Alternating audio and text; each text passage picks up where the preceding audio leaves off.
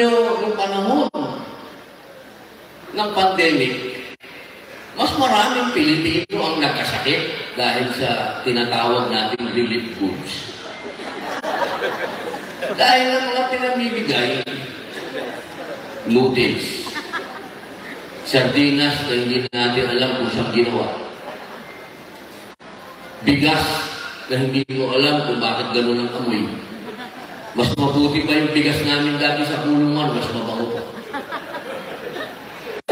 Alam nyo, napakaganda ng proyekto na urban farming. Sapagkat, nung ako po ay nagpunta sa Japan, at kinuwento ko po ito sa ating mahal na mayor, wala silang idle land. Bawal doon, yung lupa mo nakatiwangwang. Kapag yung lupa mo nakatiwangwang, ang taas ng tax.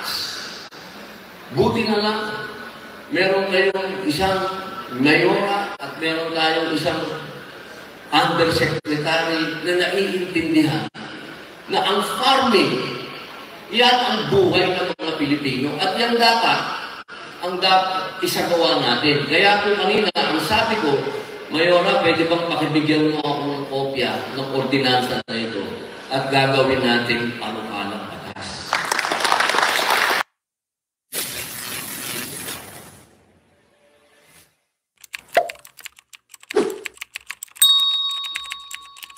Idol ni Ricky, idol ni Vice, idol nating lahat, walang iba, kundi the #1 Senator of the Republic of the Philippines, Senator Robin Hood C. Padilla. Let's all stand and welcome our guest of honor and speaker.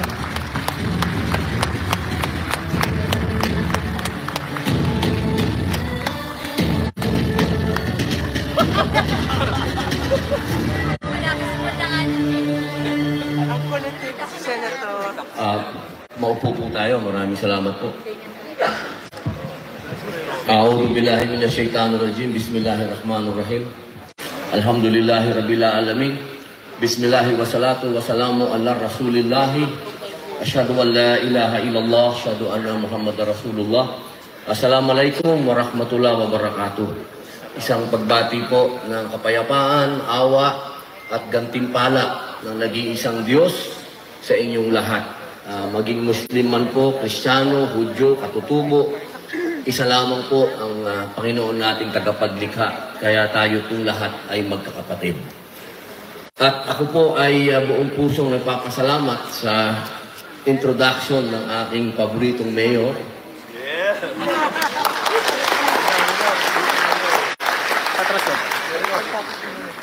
Parang kanina, buong-buo yung talumpati ko eh. Pero parang pag-uwi ko, gugulpihin ako ng asawa ko.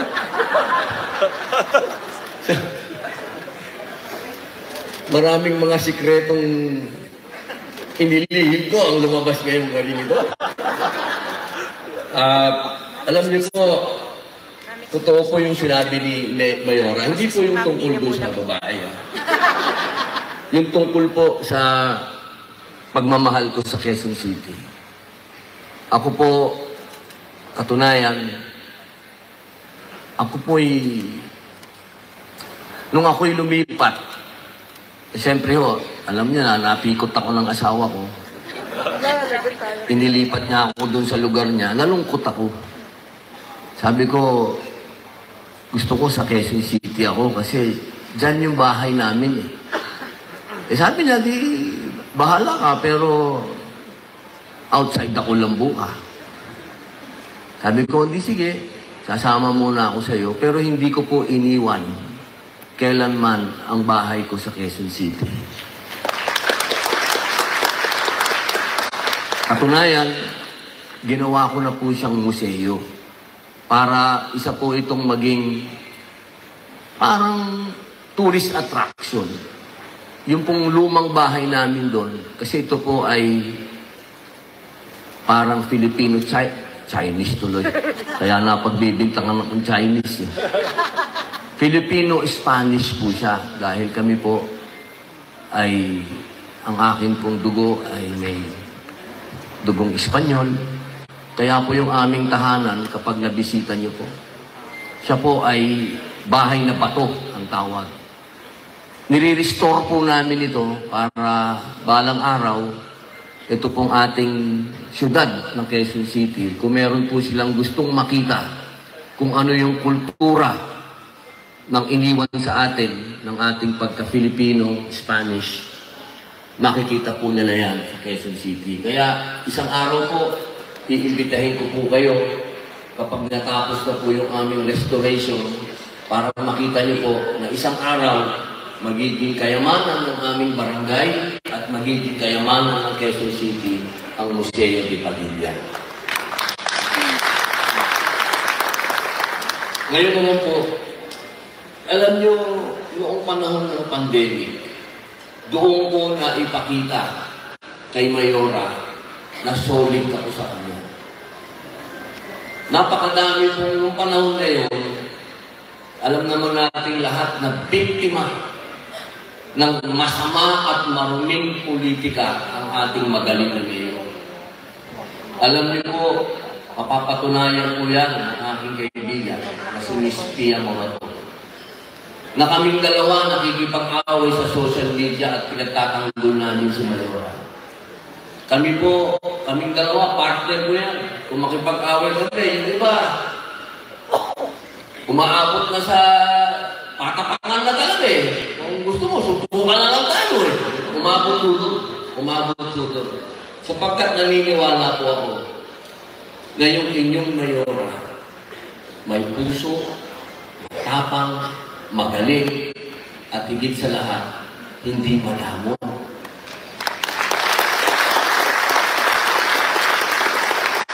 Hindi ho tayo binayaran niya kami, ha? Wala ho bayad yun, lipi ho yun, pagmamahal ho yun. Ibig ko pong sabihin, hindi madamo. Sapagkat hindi niya inaangkin ang galing ng Quezon City. Lagi nang sinasabi sa akin, nagiging mahusay ako dahil mahusay ang mga barangay captain ko. Kanina, papupo ko doon. Yun na naman kagad ang sinabi sa akin. Ang binibigla niya, yung ating magaling na undersecretary, sabi niya, napakagaling nito yung undersecretary na ito. Kailangan masuportahan natin siya dahil napakaganda ng kanyang programa na urban farming. Alam niyo, yung panahon ng pandemic, mas maraming Pilipino ang nagkasakit dahil sa tinatawag nating relief goods. Dahil ang mga pinamibigay, noodles, sardinas na hindi natin alam kung saan ginawa, bigas na hindi mo alam kung bakit gano'n ang amoy. Mas mabuti pa yung bigas namin dati sa kulungan, mas mabango pa. Alam niyo, napakaganda ng proyekto na urban farming. Sapagkat, nung ako po ay nagpunta sa Japan, at kinuwento ko po ito sa ating mahal na mayor, wala silang idle land. Bawal doon, yung lupa mo nakatiwangwang. Kapag yung lupa mo nakatiwangwang, ang taas ng tax. Buti na lang, meron kayong isang Mayora at meron tayong isang undersecretary na naiintindihan na ang farming, yan ang buhay ng mga Pilipino. At yan ang dapat isagawa natin. Kaya kung kanina, ang sabi ko, Mayora, pwede bang pakibigyan mo ako ng kopya ng ordinansa na ito at gagawin natin panukalang batas.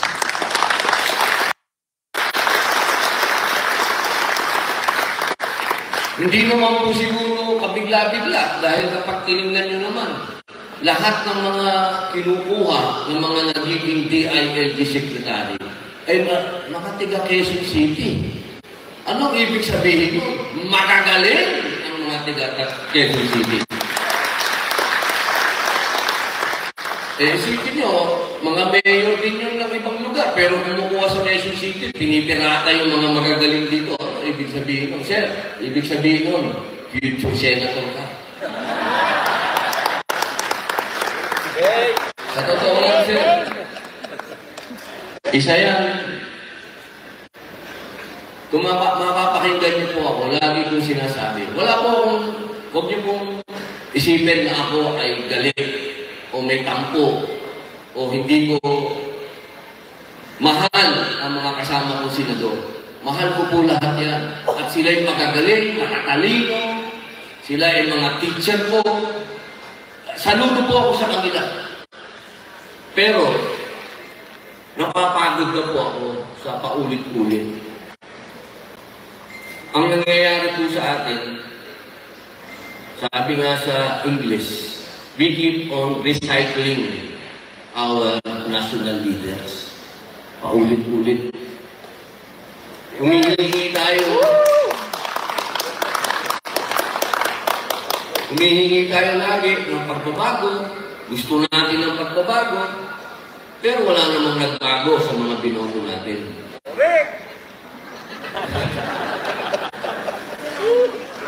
Ang hinihingi ko po, para na akong sirang plaka sa Senado, lagi ko pong sinasabi na panahon na para baguhin natin ang konstitusyon. Kapag sinabi po natin baguhin ang konstitusyon, ito po ay unang inumpisahan ni Senator Aquilino Pimentel. At siya po ang gumawa ng local government code na nagbibigay ng kapangyarihan sa lokal na gobyerno. At malinaw po doon sa local government code, ang sinasabi niya, dapat ang kapangyarihan ay nasa lokal, wala sa nasyonal. Pero ang nakakalungkot po, hanggang ngayon, ang local government code ay hindi pa po na-implement fully. Dahil, siyempre, ang gusto ng mga nasyonal, sila yung siga. Sa kanila kayo lumilinya, sa kanila kayo nakikiusap, sila yung parang amo. Sila yung sinasabi natin, hihingan nyo ng tulong, hihingan nyo ng pabor. Pero ang dapat masunod kung ano po yung narinig natin kanina na sinabi ni Ma'am Dino. Ang tunay na kapangyarihan ng isang bansa ay nasa lokal. Wala ho sa nasyonal.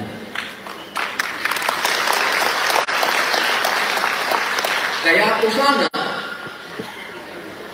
dumating ang panahon na suportahan niyo po ang pagbabago ng saligang. Yan po ang hinihingi ko sa inyo. Dahil kanina, napakaganda ng pakilala ng ating napakagandang Mayor Joy Belmonte. Napakasarap po pakinggan ang pakilala niya sa akin. Wala nang sasarap na doon. Talagang aksyon, hindi drama. Totoo po yun. Aksyon. Pero yung aksyon natin, may hangganan. Hanggat hindi natin nababago, hanggat hindi natin binibigyan ng pagkakataong maging senador ang katulad ng ating Undersecretary Felicito Balmosina,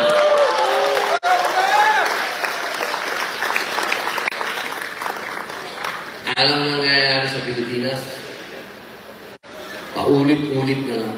Kailangan magkaroon ng mga kakandidatong senador, o tatawagin halimbawa, dumating ang araw, hindi naman po bago. Nung meron na, alam niyo po, ilang beses na po tayo nagpalit ng konstitusyon na hindi po ito bago. Hindi po ito idea ni Robin Hood Padilla. Ilang beses na po tayo nagkaroon ng konstitusyon. Magmula pa po sa Malolos, nagkaroon tayo ng 1935 Constitution, nagkaroon tayo ng 1943 Constitution sa panahon ng Hapon, na bumalik ang 1935, nagkaroon tayo ng 1973 Constitution, nagkaroon tayo ng 1987 Constitution. Kaya po, hindi po imposible na magkaroon tayo ulit ng bagong konstitusyon na binibigyan ng pagkakataon ng mga hindi kilala na maging pinuno ng bayan.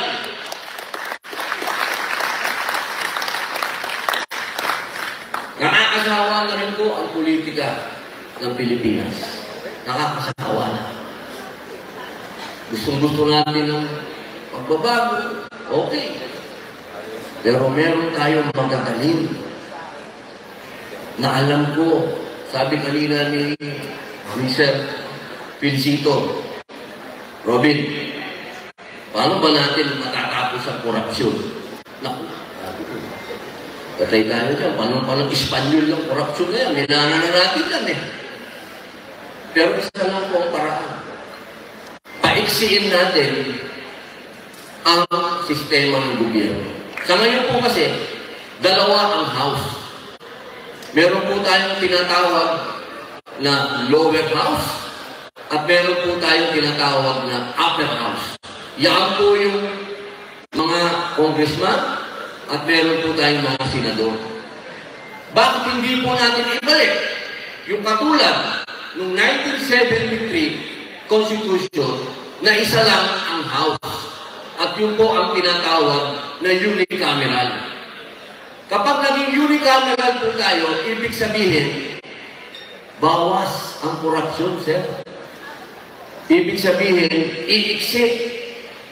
Ngayon po, magagawa ng panukala sa House, magagawa ng panukala sa Senado, gagastusan yan ng parehong House.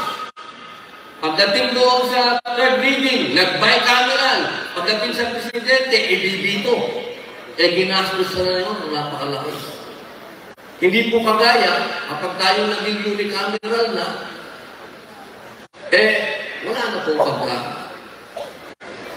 yan. Kung ano yung gusto ng Prime Minister natin, yun po ang isusulong na batas. Kaya po dapat, yung paniniwala natin na mabawasan ang korupsyon, hindi po yan pwede sa salita. Kailangan gawan natin ang paraan. At yan po, magagaling po sa barangay, sa inyo. Kung sino po ang mga itutulak ng manalo. Kasi ako, naniniwala ako, naging number 1 ako, dahil itinulak ako ng inyong mayor, itinulak ako ng mga barangay na manalo din dito sa Quezon City.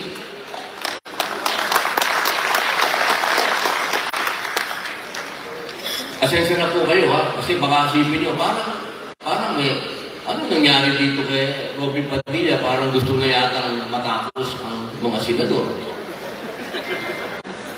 Parang gusto kong mawala ng trabaho, parang gano'n. Hindi naman po. Ako po kasi, hindi po ako naging politiko dahil gusto ko. Masaya na po ako sa pagiging artista. Napakasaya po ng buhay ko, katulad po ng kinuwento ng ating magaling na Vice Mayor, Gillian Soto. Wala na pong sasarap pa sa leading man ka at meron kang leading lady. Yun na po yung tinatawag na paraiso ng isang magiging lalaki. Isipin ninyo, mahalin ka mo naman ni Sharon Cuneta. Ano yung ako? Totoo lang, Sir Gillian, kaya ako napakalun sa pugong noon, nagpapa-impress ako kay Sharon. Dahil totoo mo yun, isang tanong lang, nandun ako sa bubong. Inisip ko rin, paano ko nagawa yun? Pero siyempre, ang tangi ko kong ibinabato sa inyo, kailangan po talaga dumating ang panahon na magsakripisyo tayo. Pag sinabi po natin magsakripisyo, yung hindi natin sariling interes. Hanggang ang sariling interes ang sinusulong natin bilang mga public official, walang mangyayari sa bansang Pilipinas.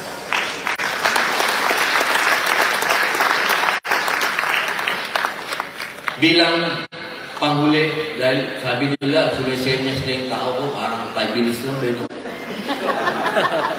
Kasi alam nyo, idol ko si Duterte, pwede ako hanggang 3 oras yan. Pero may sumisenyas na. Pero bago ko tapusin, pwede ko muna bang batiin lahat muna. Kasi nakita niyo po yung kapal nito. Kabilin-bilinan po sa akin ito ng dating Pangulong Rodrigo Roa Duterte. Sabi niya, di baling huwag kang magsalita. Ang mahalaga, batiin mo yung mga tao.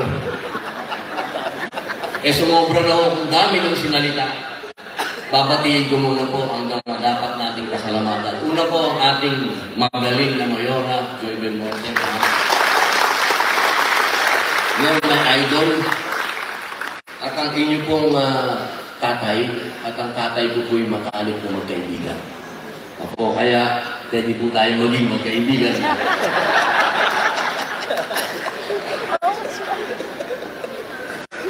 Huwag po kayong mag-alala. Harmless po. Mabait po ako. Nakatatlong taon na po ako sa kulungan eh. I'm a good boy lang. At siyempre po, ang aking kapatid, nung nakita ko ito, mus-mus pa. Pero nung nagsalita kanina, sabi ko talagang soto ito sa kanyang, ang nananalaytay sa kanyang ugat ay ang dugo ng isang senador din. Ang lolo mo, senador din, vice mayor din, lahat. Isa kang nasa iyo. Tawagin na rin kita, anak, di na ako mahihiya. Anak, Jinder Soto, buhay ka. Napakagaling mo magsalita. At siyempre po, sa ating pong future senator, DILG Undersecretary Felicito Balmosina. Sir, pagka ipinayot ko yung panukala, dapat magkasama tayong dalawa. Kailangan ikaw ang nasa tabi ko dahil ikaw ang gagawin kong bida. Supporting actor mo lang ako. Hindi ko aangkinin yun. Nasabihin po sa lahat ng mga Pilipino na idea po ninyo yun. Hindi po ako magkanakaw ng idea. Ako po ay magpok lang ang puso sa pag-ibig. At siyempre po, ang ating pong Director, Emmanuel Barumeo. Ang ating pong City Director, DILG Quezon City Field Office, po yun. Ako. At ang ating pong mga councilor, Banjo Pilar. Sir. Councilor Victor Bernardo. Councilor Nanette Daza. Councilor Mutia Castelo. Councilor Clark Dave Balmosina. Wala po si Ma'am Aiko, pero babatiin ko na rin po, Ma'am Aiko Melendez. Kasi baka mabalitaan niya. Ma'am Aiko Melendez. At siyempre po, ang pamilya po ni Undersecretary Nino. At ang idol po namin sa Senado, anak niya ito, Congressman Ralph Wendell Tulfo. Miss Pia mo na to. Ang aming pong pinuno sa Katipunan, Dick Benson.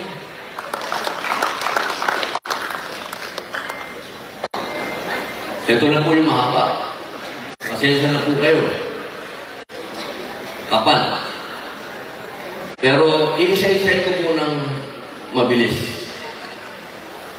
Barangay Basra, Barangay Bagong Pag-asa, Santo Niño, Project 6, Ramon Magsaysay, Alicia, Bahay Toro, Katipunan, San Antonio, Veterans Village, Bungad, Phil-Am, West Triangle, Santa Cruz, Nayon Kalmuran, Paltok, Paraiso, Mariblo, Tamayan, Belmonte, Masambong, Talayan, Santo Domingo, Siena, yan po ako nag-aral sa Siena College, St. Peter, San Jose, Manresa, Camar, Pag-ibig sa Nayon, Balingasa, Santa Teresita, San Isidro Labrador, Paang Bundok, Salvacion, NS Amoranto, Maharlika, Lourdes, Bagong Silangan, Batasan Hills, Commonwealth, Holy Spirit, Payatas.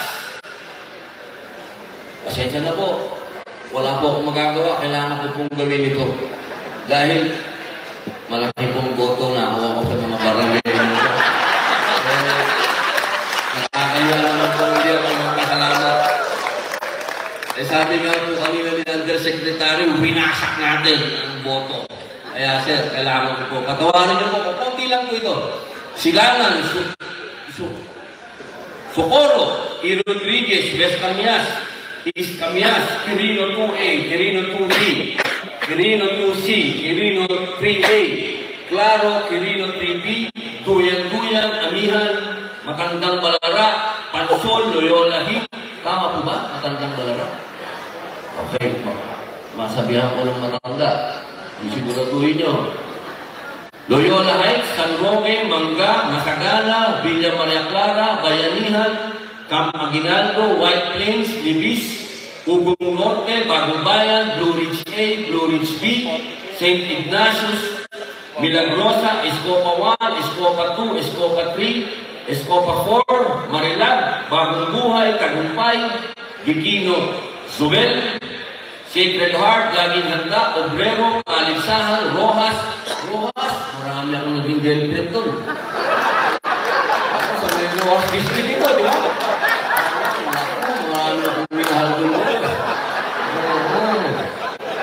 Total, buwisan na ito eh. Ito pa, kamuning. South Triangle, aba naman ano. Pinagkaisahan, Immaculate Conception, San Martin de Porres, Kaunlaran, Bagong Lipunan ng Krami, Horseshoe, Valencia. Nako, yun din, daming artista po doon sa Valencia. Sa region po ito, di ba? Nako. Tatalon, Kalusutan, Cristong Hari, Damayan Lagi, Mariana, Doña Imelda, San Paul, Santo Niño, San Isidro Galas, Doña Aurora, Don Manuel, Doña Josefa, UP Village, Old Capitol Site, UP Campus, San Vicente, Teachers Village East, Teachers Village West, Central, Pinyahan, Malaya, Sikatuna Village, Botokan, Cruz Naligas, malapit na po, Bagbag, Capri, at ang mahal kong Fairview.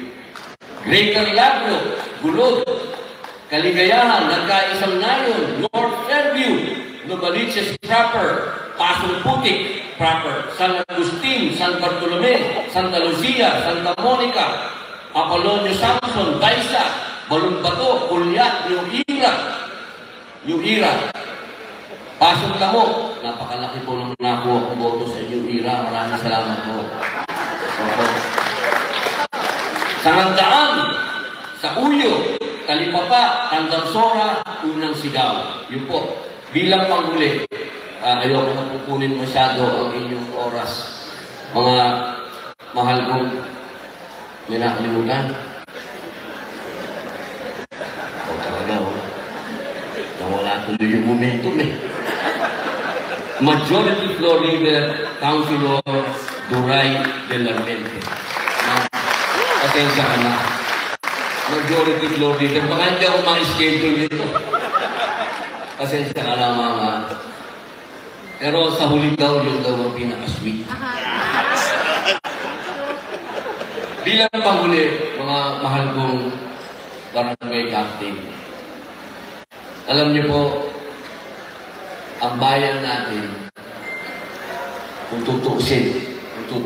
Ito po, wala pang mga Espanyol, wala pang mga dayuhan dito. Meron na po tayong mga dako. Ang mga dako, yan po yung mga barangay captain ng araw. At sila po talaga yung mga matitikas, tagapagtanggol, palaban. Sila ang inaasahan. Kaya po yung pangalan na dako, hanggang sa ngayon, pag sinabing dako, tigas. Dito po ngayon, sa ating bayan, kailangan po tayong maging matigas. Dahil sa matagal na panahon, nagkaroon po tayo ng napakaraming pumasok sa ating iba't ibang kultura, nagulo-gulo na tayo, iba't iba na ang mga pinaniniwalaan natin, iba't iba na ang ating mga morality. Kaya kailangan po natin ng matitigas na dako. Una, para labanan po ang paglaganap ng droga. Sobra na naman pong nakakalungkot pong isipin. Doon po sa aming probinsya, sa Camarines Norte, meron pong mga edad na 16 years old, 15 years old, saka 14 years old na nang-rape ng isang batang babae na 14 years old, binidyo nila habang nire-rape nila at habang pinapatay nila. At tatlong araw po nila, araw-araw binibidyo nila habang naakagnas nila. Sobra na po ang paglaganap ng droga. Naman. Kaya sana po bilang panghuling salita, huwag po nating hayaan na maging normal ang ganitong klase ng pag-iisip ng ating kabataan. Dahil tunay po ito. Kapag yung kabataan natin, hinayaan natin na maging ganito na, wala pong pag-asa ang bayan natin. At hindi ako naniniwala na manggagaling ang pagbuksan nito sa PNP o sa mga sundalo o sa mga senador o congressman. Hindi po. Manggagaling po ito sa mga barangay captain dahil kilala ninyo kung sino yung mga drug pusher na yan. Kilala ninyo. Kayo na pong bahala ng mga laga sa ating kinabukasan. Tanging inyo lamang po yan. At naniniwala ako na ang ating mahal na mayor, siya, kung titingnan ninyo, napakaganda, tahimik, pero yan po ang pinakamatapang na mayor na nakita ko. Dahil nung panahon na siya ay binabakbakan, siya ay sinisiraan, buong ngiti po niya at buong taas noo niyang hinarap ang mga naninira sa kanya. At ngayon, kayo ang pinakamatibay na lungsod, siya ang pinakamatibay na mayor.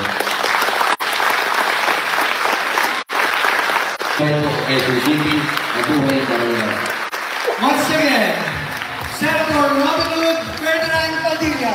Sir, please remain on stage. Right, and may we call on Mayor Joy Belmonte, Vice Mayor Gian Solo, Undersecretary Felicito Balmacina, to be assisted by Sir Ricky Corpus,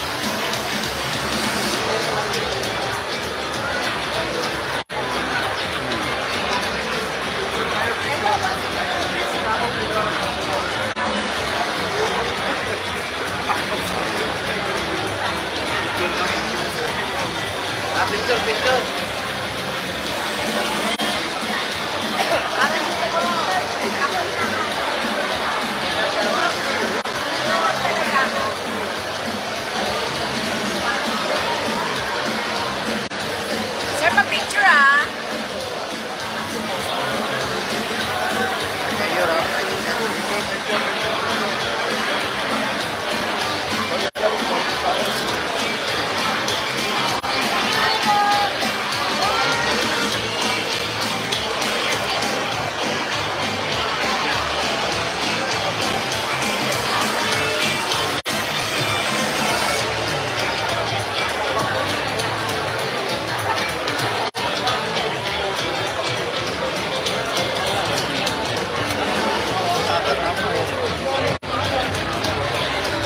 Dito po.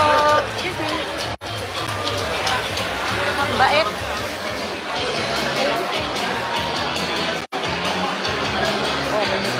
Excuse me, boss.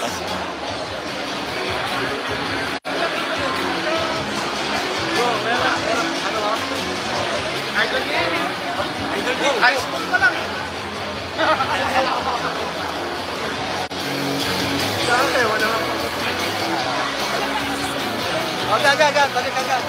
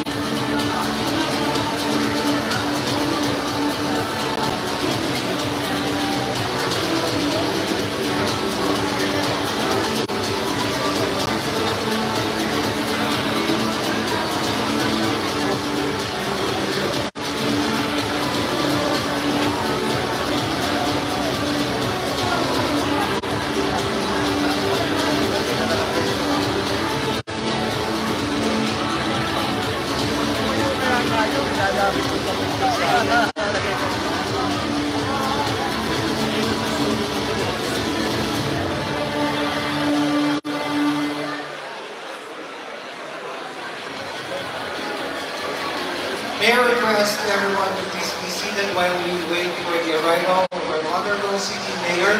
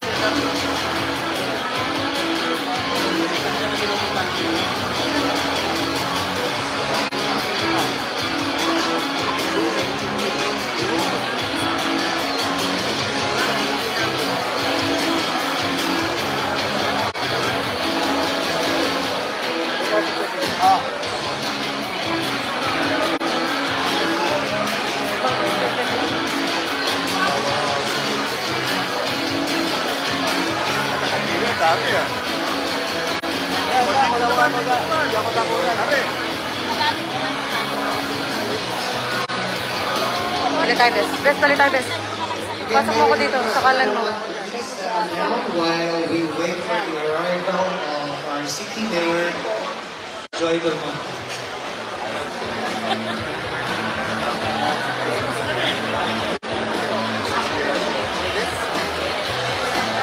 Sige, daddy dito. Sobrang bait mo po. Grabe.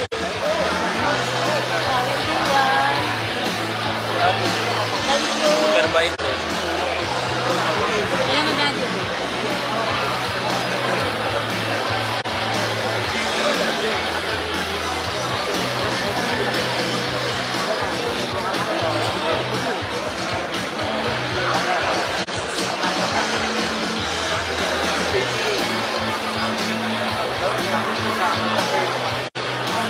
Sorry, sir.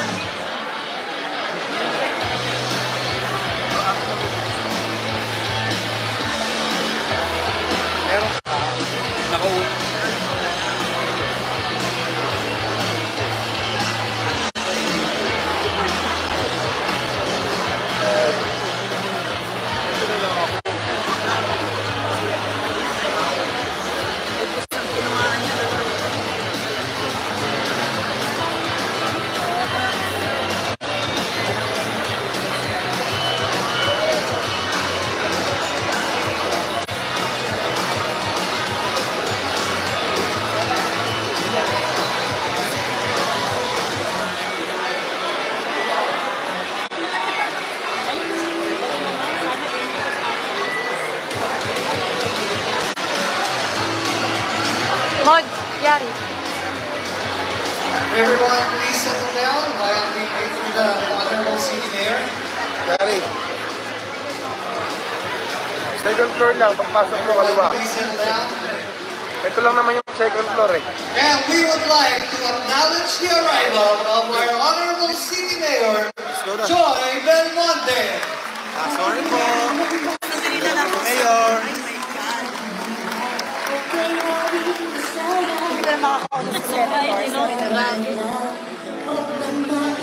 Sige ma'am, sige ma'am.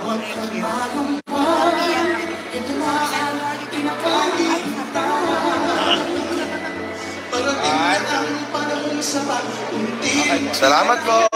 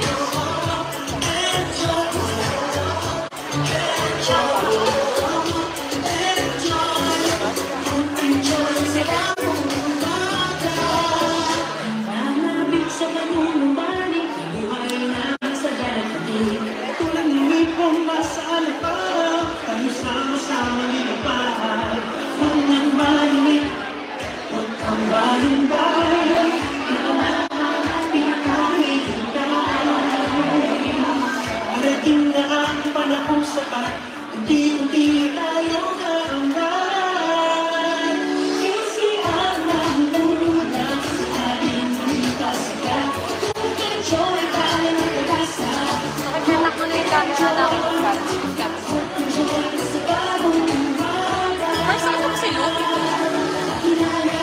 Kaya syempre hindi makita. Sheila. First si Sheila daw. May table ng... Oops. 1, 2, 3. Sorry, wait na. Ready po? One more. Sa po, dito naman po. Thank you po. Mag-welcome ko muna. Oh my gosh.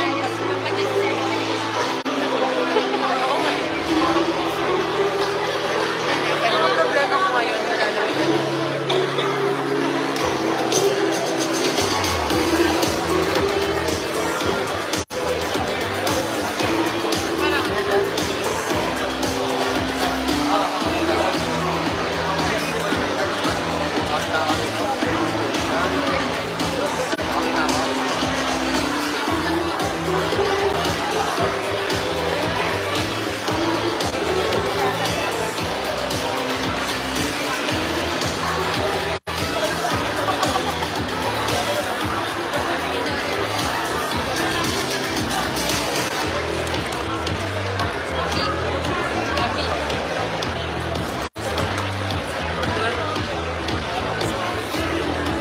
senator yan, ma'am.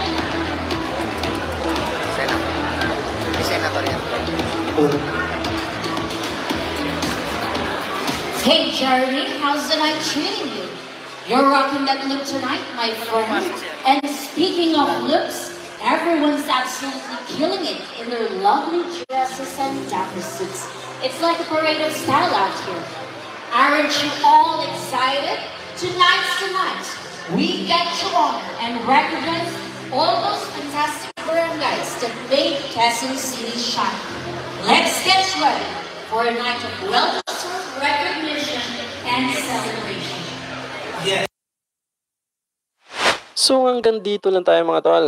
Maraming salamat sa panonood at patuloy na suporta. God bless you sa inyo lahat at hanggang sa muli. Paalam!